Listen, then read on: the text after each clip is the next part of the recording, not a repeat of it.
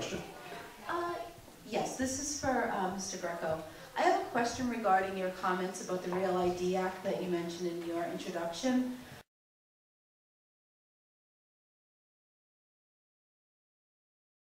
I was wondering if you can explain those, because it's my understanding that pretty much all of us in this room expect the sovereignty that our Constitution guarantees, and it's my understanding that the Real ID Act kind of takes that away. So I'm just wondering what your thoughts are about that.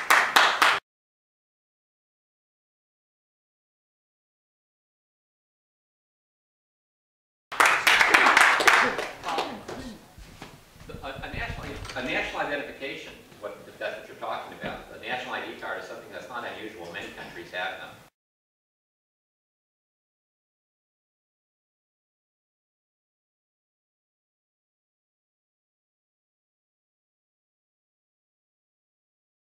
And I think it was Alan Dershowitz.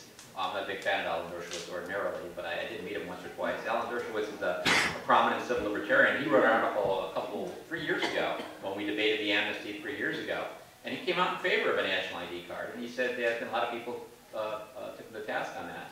And he pointed out that, you know, people are entitled to privacy, but we're not entitled to anonymity. We can't simply wander around place to place without having any type of identification. I can tell you, I teach Mexican politics and Mexican culture in Mexico every winter. I've taught there for 12 years in Cuernavaca. Lovely place, you should go. I've taught school in Venezuela. I've been in Colombia for years. And I'm always asked by people to present identification. And I always have it, and I always do it. And sometimes I'm asked by a 19-year-old with an automatic weapon.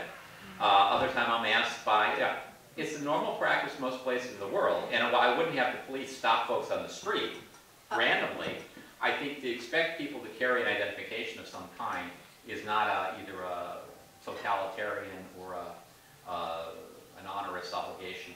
If you're already carrying a passport or your own state's license, why do you need a national ID? Well, that you do. Well, when we hear complaints about E-Verify, all right, we hear complaints about those kinds of laws. People who think that they're intrusive claim that, well, we don't have a single identification that everybody can use. And I think this would provide at least one identification that's common for everybody. Because all kinds of employers will tell you, we have this kind of don't ask, don't tell policy toward illegal immigration. Employers will tell you that they don't know they had illegal immigrants working for them because they had some kind of identification.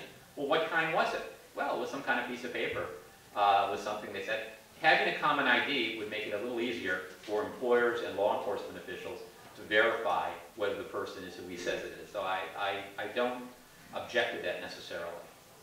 And I think the proposal has been put forth by Senator Schumer from New York, along with Senator Graham from South Carolina. They now are in favor of some kind of a national ID so that there's a standard means of verification. Again, I don't think it could be imposed arbitrarily, but I think it's useful to have. I don't know if anybody else in the panel wants to address that.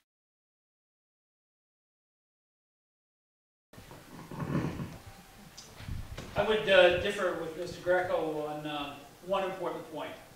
I think that if a citizen chooses to render his or her identity to an official, to a potential employer, to anybody, to the library book, then that person should be able to do so in some sort of a manner that is verifiable.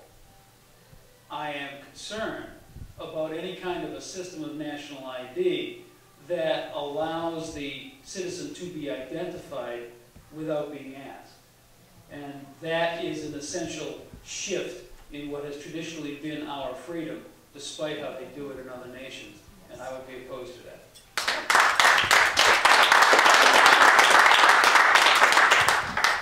Well, I have to say that I think that last point was a very good point. I had not considered that. I'm not opposed to a national ID just on the idea that it's a violation of our sovereignty. Frankly, the federal government has been the guarantor of individual rights against most of the greatest potential tyrant in your life would be the state, because the 10th Amendment gives it so much power. Wow. As a matter of fact, it's been the states that actually supported slavery and Jim Crow. So this idea that the federal government is this ultimate enemy. We have a federal system. You know, the federal government works with individuals against the states at times, and sometimes the states at different times, the state or the federal government or the individuals are ascended in advocating a position. We have a federal system. You know, we don't need to refight the Civil War. I think Mr. Zakaria's point, I liked it. Maybe you shouldn't be ID'd just as you walk along, right? On the other hand, in the airport, before you get on the plane, maybe you wouldn't mind that. So I think it's something to be practical about. I do not connect it to sovereignty or states' rights.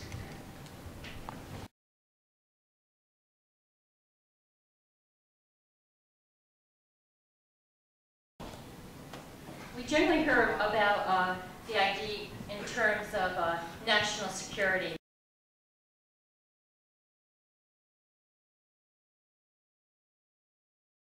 There are many other measures we can